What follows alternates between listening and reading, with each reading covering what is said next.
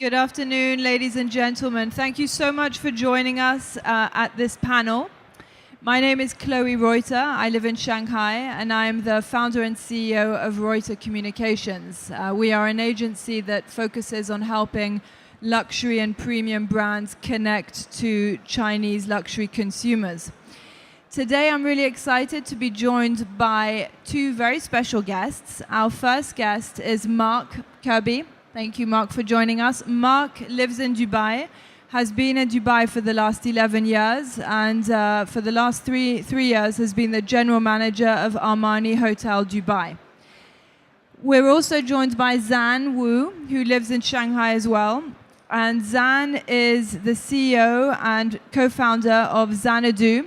Xanadu is a luxury travel operator focused on online bookings and offering incredible experiences to China's most sophisticated travelers.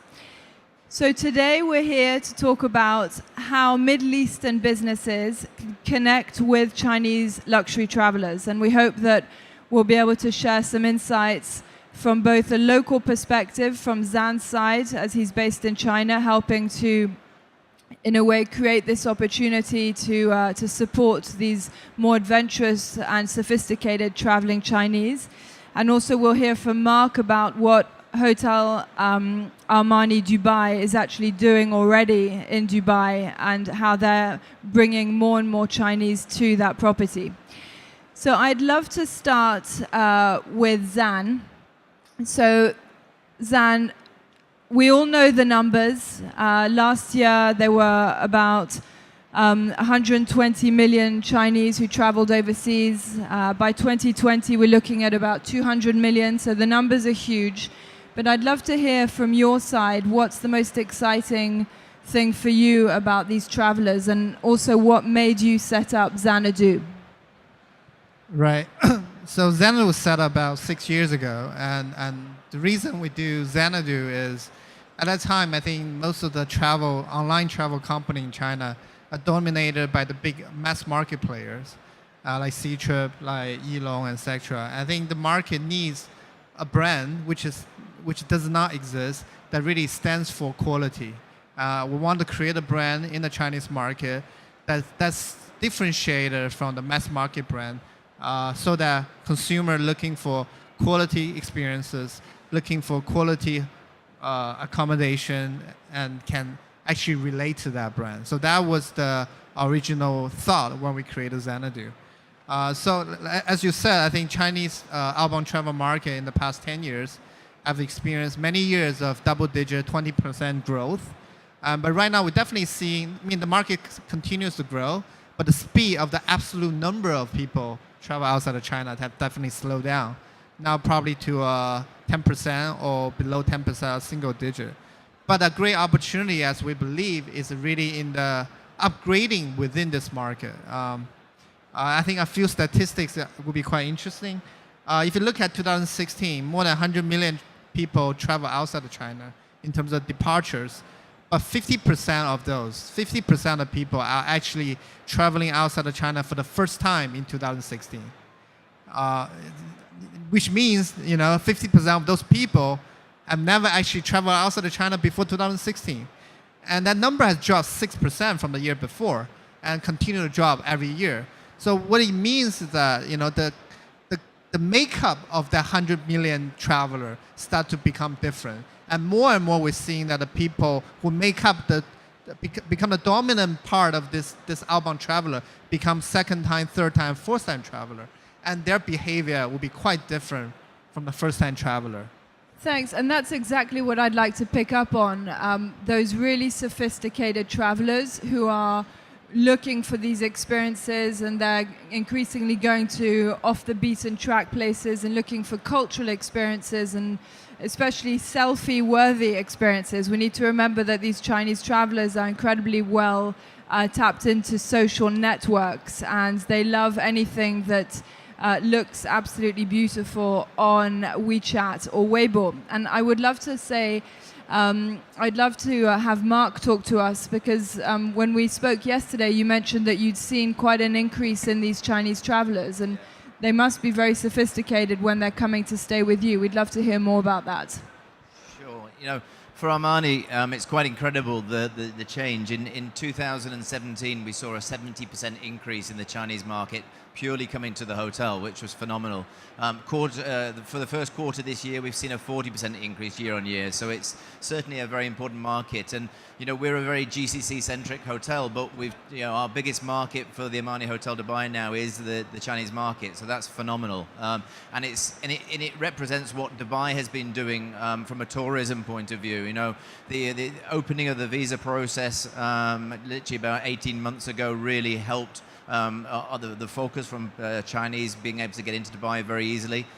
You look at 2017, I think there was about 764,000 travelers coming from China, and that is expected to grow in the GCC region to about 2.5 million as we get towards 2020. So there's certainly a lot of opportunities for particularly hoteliers like ourselves to really be very connected and comfortable with this luxury market. So it's phenomenal. And our work on that was to make sure that we were able to reach out to the market, get connected with the market, be able to communicate with the travelers as well, and make sure that when they come to the hotel, they have all the services there as well. And you talked very much about the selfie approach. The Burj Khalifa and the Armani Hotel, you couldn't have a better selfie opportunity. To be able to stay at the Burj Khalifa and link in with the Dubai Fountains, the Dubai Mall, and with Emaar Hotels and Resorts is a great opportunity.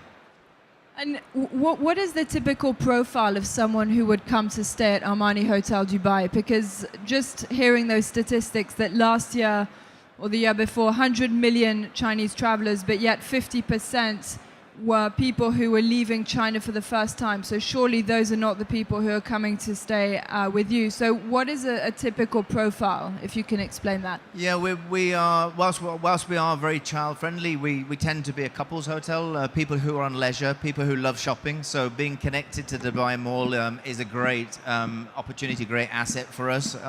We've seen the market from China becoming a lot more affluent. And I remember when I was out in Shanghai at the end of last year, the conversations we're talking about was the fact that people have got a more disposable income now. The traditional one night stay in a hotel like Armani or the Burj Al Arab is now changing very much. We're seeing people staying from about 2 to 3 nights and not booking an entry level room. They're booking suites and above, which is really great. So it does tend to be people who are staying for 2 to 3 nights, shopping, and couples.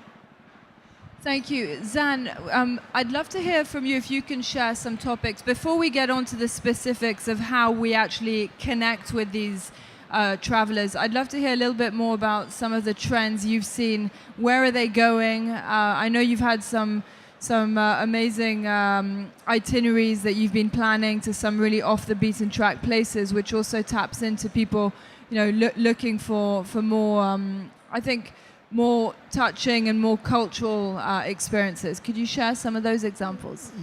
Yeah, I think overall, Chinese market, certainly we're only focused on the luxury end of the market, which is an emerging market. The reason I mentioned just now the 50% number is the luxury market in China is only emerging, and it's really emerging in the last 2-3 years.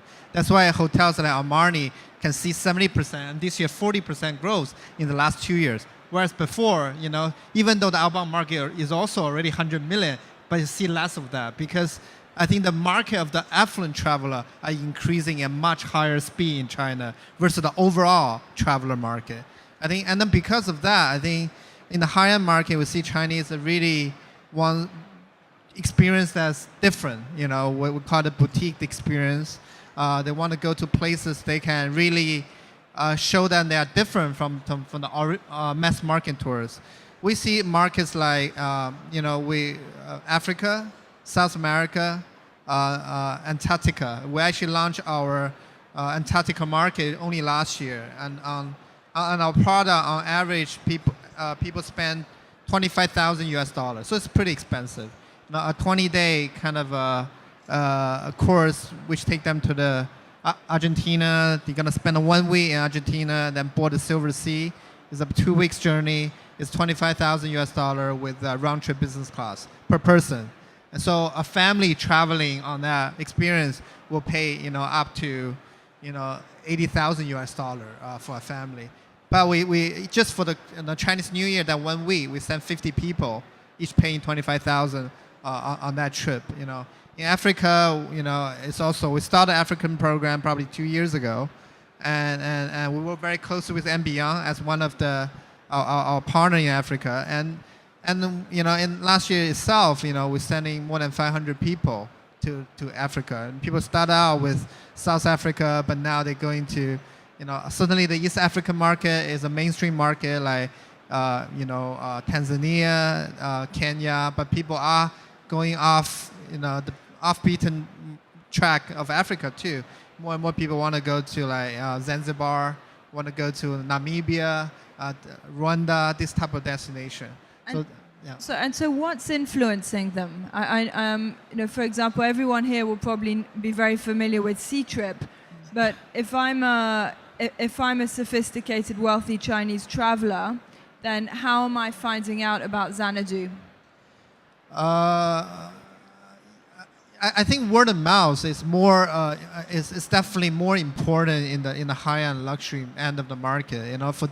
For this end of the market, it's not so effective to do sort of pay-per-click type of advertising method, rather by going through Google or the equivalent of that in Baidu, and then paying through that, buying clicks like Dubai, Indonesia, you'll never be able to compete with them, right? So, and also to get to the people who are able to pay for that amount of money to travel, on average, our customer pay about 6,000 US dollar per person, and it definitely require word of mouth. So what we really focus on is, first you need to build a product that's attractive. I think people not looking into experiences they don't even know that exist. So besides Africa, they have amazing experience that cannot be found anywhere else. I think Africa is a market. That's why for a lot of, even the high-end market for America, like Abercrombie and Ken, all their business, a lot of them, was started in Africa. The safari experience is very unique. It's very romantic. It's very appealing on social media. The pictures that you take with the lion, etc., the great migration. So these are the things attract people, and we'll be able to package together and offer them. And those experience not offered by the like a mass market player. That's one important thing. The second is you need to really have a high satisfaction rate, because what you want is it's difficult to attract the first comer to try your experience. You want to make sure that they really satisfied with it, and then they really want to be your word of mouth, to spread the news for you. So I think we're really very important to have that kind of feedback. But I guess word of mouth in China today is really WeChat word of mouth as well, and it's people using their own WeChat moments to share their experiences. And Mark, I know that Armani Hotel Dubai is actually quite advanced in terms of connecting with younger Chinese millennials. We'd love to hear more about some of the initiatives that you've been putting in place to attract those Chinese.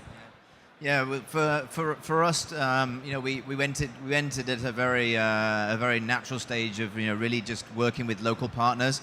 So the local partners really helped us educate us on the market. We made sure that in our sales team that we had a very good person who was connected in the market. So it started very gradually, and then we started to pick up the pace. One of the things that we saw was, whilst we've been working with the likes of Ctrip, who have done an amazing opportunity and a great work for us at the hotel, we see that a lot of, particularly the affluent travelers, the upper level travelers, are actually quite comfortable booking direct with the hotels now. We're seeing that because of the visa entry process, so they're very happy to come on their own. So we looked at ways of how we can then start connecting a lot more. One of the things we then started to do was to look at our own website, and to make sure from a website point of view, we actually translated that into Chinese. So that was one of the starting points. We then wanted to start looking at the WeChat and the Weibo platforms, enabling us to actually get right out into that market. Difficult to start with from a branding point of view. We needed the permissions of Giorgio Armani and working very closely with the brand to make sure we protect it. So what we did was we started working with Tencent initially in the earlier stages to allow us to get out with our promotions, which that helped us very much so in the peak periods like Chinese New Year and Golden Week.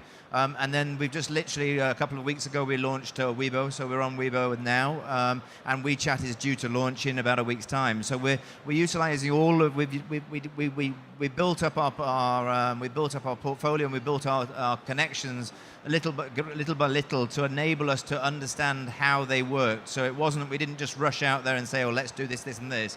We actually started working with local partners and then building it up gradually. And from a social media point of view now, it's incredible the amount of users we have going to our sites direct and connecting to us. Great.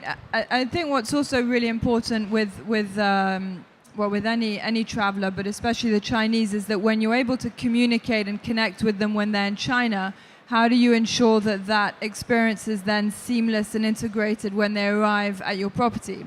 So I'd love to hear a little bit about what you've been up to make that experience seamless. So you've got Chinese speakers? Yeah, we actually have 30 Chinese speakers now, Mandarin-speaking staff in the hotel, which has been, and they're not just front of house. We have them in the kitchens as well, so it helps us educate us in the types of food preferences that people like. We're very lucky in the hotel because we have 5 restaurants, and what we're seeing is actually the affluent travelers are actually not necessarily wanting traditional their dishes. They're wanting to go a little bit more diverse. So from everything from Mediterranean, we have a Japanese restaurant that has been particularly popular for them as well. So the 30 speaking staff, Mandarin speaking staff, have been incredibly helpful to us to connect. What we've also done is we wanted to make life a little bit easier for ourselves. So we actually have signage throughout the hotel now. So all of our traditional signage was in English and Arabic is now in Chinese as well, enabling people to get around the hotel, which is key. We changed all the menus in the restaurants and made sure that they were in Chinese as well. And then traditional dishes, more so at breakfast. You've got the traditional things like congee and rices and noodles and things like the dim sum. But then into the evening, looking at more cultural dishes that we can assist that particular market with. So much. We've actually had so much fun doing it, because we've seen how appreciated it is once we're able to connect and communicate, and we have a lot of dialogue with our customers now, which is bringing them even closer to us, to be honest. Super. Just touching on that, connecting with these travelers, I'd love to ask Zan a little bit about KOLs. So KOLs, for anyone who might not be familiar, is what are key opinion leaders in China, a real buzzword, and everyone wants KOLs. And I'd love to understand from Xanadu's perspective how you work with KOLs or celebrities. Yeah, I think KOL is probably a very effective marketing, adopted by many, business, not just in China, I think overseas as well. Obviously, in China, the landscape is a bit different. Instead of Facebook, Instagram, we have the WeChat, the Weibo, and then then the Chinese KOL are Chinese. They're probably only influential in the Chinese market. So we definitely, from the beginning, embraced the idea of working with celebrity and KOL. I think the benefit for us, the advantage for us is that actually quite a lot of celebrity KOL started out as Xanadu's clients.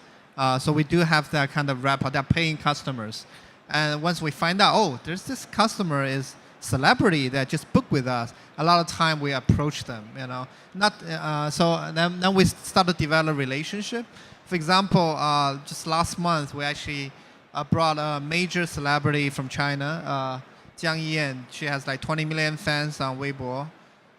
So, a major celebrity. We actually took her on a trip to Africa, and we, together with a team of 6 in terms of production, filmmaking, so we actually produced a campaign through video together with Qatar Airways, with Ambion, our sponsor in Africa. And this this campaign itself, I think, for us is important brand building. You know, we're using content to build brand. We utilize KOL, but the way we use it, you know, we also try to be cost conscious.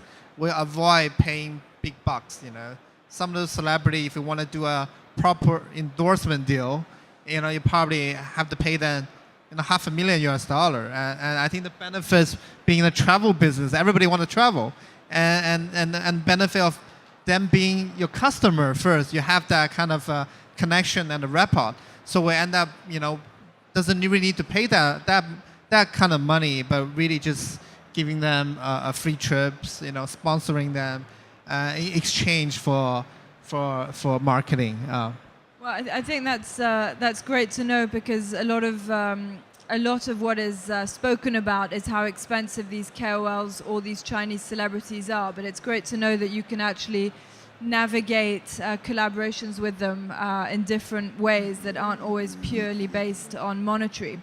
Yeah, because sorry, just to add that, because a lot of KOL, they also want to create their, they also want to do marketing themselves. So I think the benefit of Xanadu having a media arm, we're having our own influential travel media online and offline, make it easier for us to bargain with them, because they also want to gain influence. Actually, I'd love to pick up on that, because in China, when we recently did a survey on Chinese millennials, pretty much none of them actually read print. They consume media on other platforms, but you launched a print magazine. So I'd actually love to understand more about it. It's a beautiful magazine, but I'd love to understand what was behind that idea. Yeah, so for us, a bit different. I think that the print magazine business, even the like of Condé Nast, you know, Travel Plus Leisure, definitely it's difficult time. You know, people are definitely moving away from traditional print media magazine into more social media, online consumption. But for us, the magazine business is not our core business. Our core business is actually travel business. And so our magazine, we don't need to rely that for our bread and butter.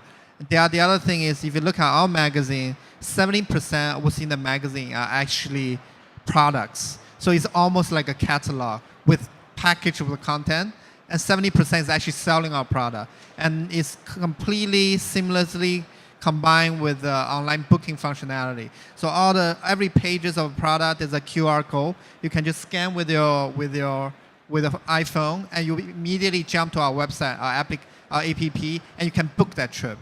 I think these days people want the ability to see something as a content, but immediately can make a purchasing decision. This is something like Travel Plus Leisure, Condé Nast cannot do. You read an article on Condé Nast, you would just print the telephone number of that hotel, or telephone number, or the website of that travel agency.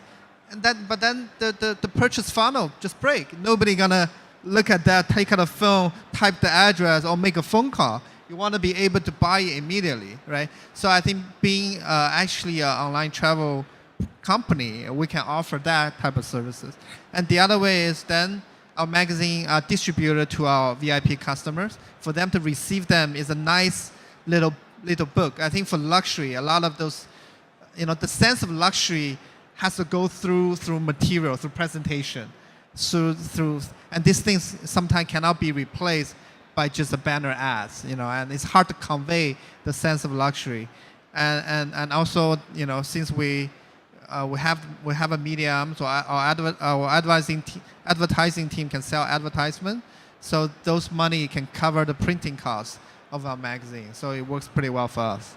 Sounds like you should talk to Mark about doing a story. Yeah, so our magazine in all the Rosewood in China, in all the Aman hotels, and you know, so it's also definitely a marketing means for us. Yeah. I think there's some opportunity back at our stand later on.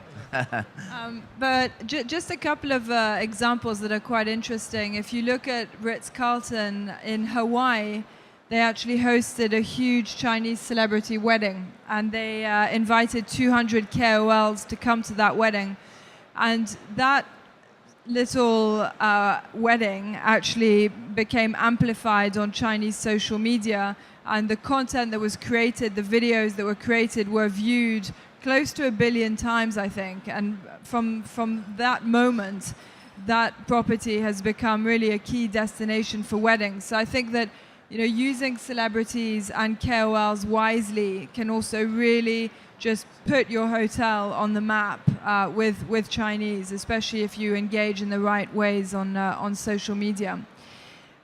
So Mark, picking up with you again, I'd love to hear maybe some more about the planned initiatives you have, or do you come to China frequently, for example? Yeah, because it's such a key market for us, and it's really key that from a general manager's perspective, we're out there and we're engaging with our partners, both overseas and at home. So ILTM Shanghai is somewhere that we traditionally go to, and we take the Armani brand over there. Armani brand from Armani Hotel Dubai and Milan. So we get involved with the trade shows out there. We're very, very heavily involved with our partners that we work with on the ground in the main cities out in China. But also very much we work very closely with our local DMCs here, who really have a strong affinity to the hotel. And they work tirelessly to make sure that we have great partnerships to bring business directly to the hotel. So yeah, we do a lot of we put a lot of resources into this market, primarily because it has become the #1 market for the hotel. Amazing. And so, what's your number 2 market? Number 2 market, Saudi Arabia. Okay. Zan, can you share some of the things you're most excited about when it comes to these Chinese travelers? Yeah, compared to 6 years ago when we started a company, definitely it's amazing to see how the market has evolved. We came in 2012 believing that at that time the luxury market in China does not exist.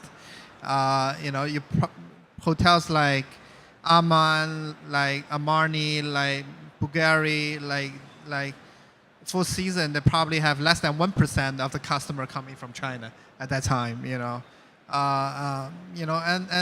And things has changed. And I think 6 years ago, there's no Chinese travel to North Pole and South Pole, Antarctica travel. Right now, number 2 after US is China, going to the Antarctic travel. And it's probably going to be number 1 in 1 or 2 years' time. And so I'm saying that China has definitely moved from just being a mass market in terms of number of arrival into actually a emerging segment of the luxury market. And this segment is definitely growing and growing. It's where we focus on business. So very upbeat about the potential of this. And the way we look at it, it has just started, because even today, it's just slightly less than 50% of people outside of China has traveling for second time, outside of China. And they are very fast learner. This is really mirroring how the Chinese luxury goods market developed, right? Absolutely. No, I think it's a good point. And I think, as with any luxury, the more people have time with money, their tastes will evolve, and then they will naturally become more sophisticated. But I'd love to touch upon the opportunity in the Middle East, because when we were just speaking before, Zan, we were talking about how the majority of Chinese travelers to this region tend to be not the very, very high end, apart from the ones who are going to Mark's hotel.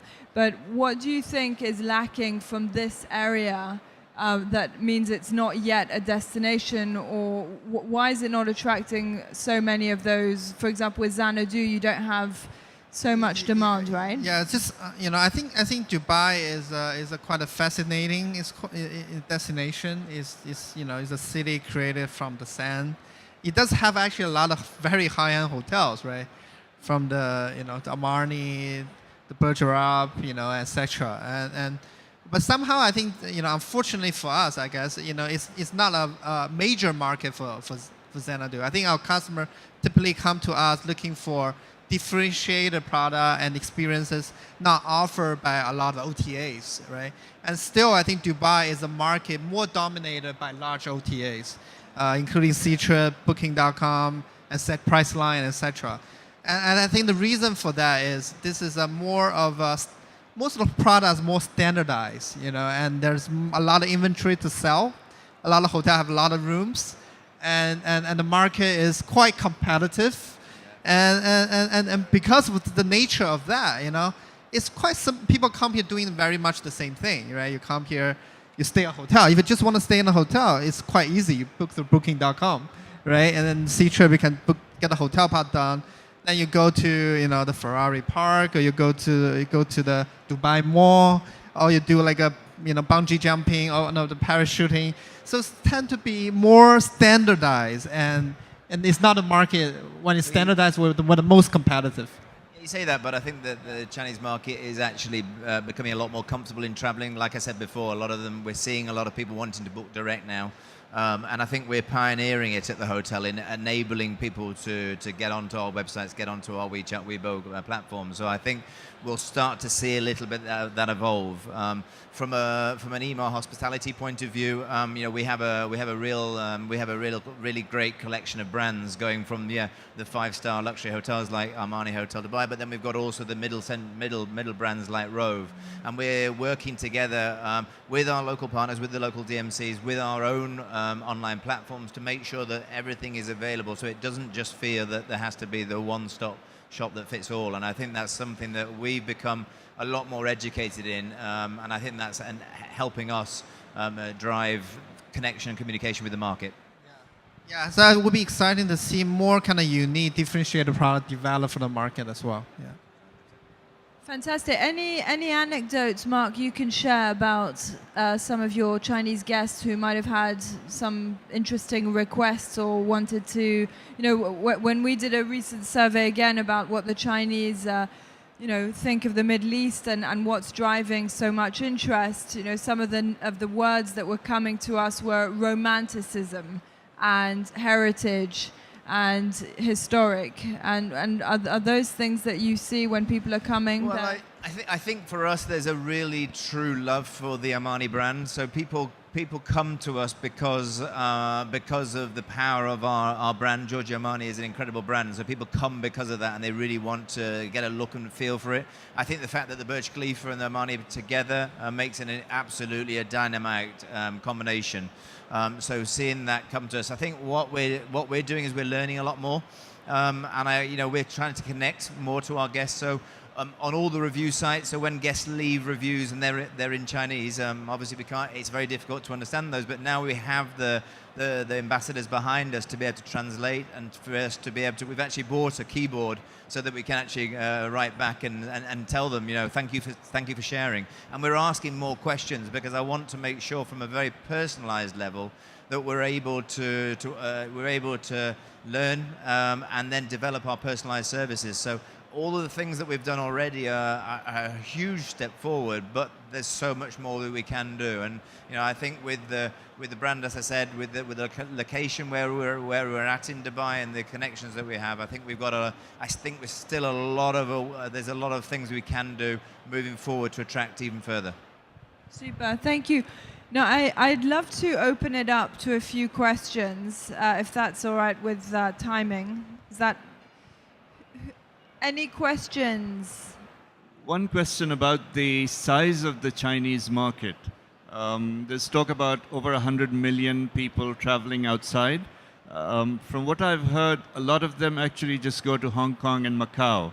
What percentage of it is actually traveling outside of these two cities? Actually, yeah, you're right. Actually, a big majority actually go of that 120 million. Actually, of that 70 million actually traveling to us only to Hong Kong, Macau, and Taiwan.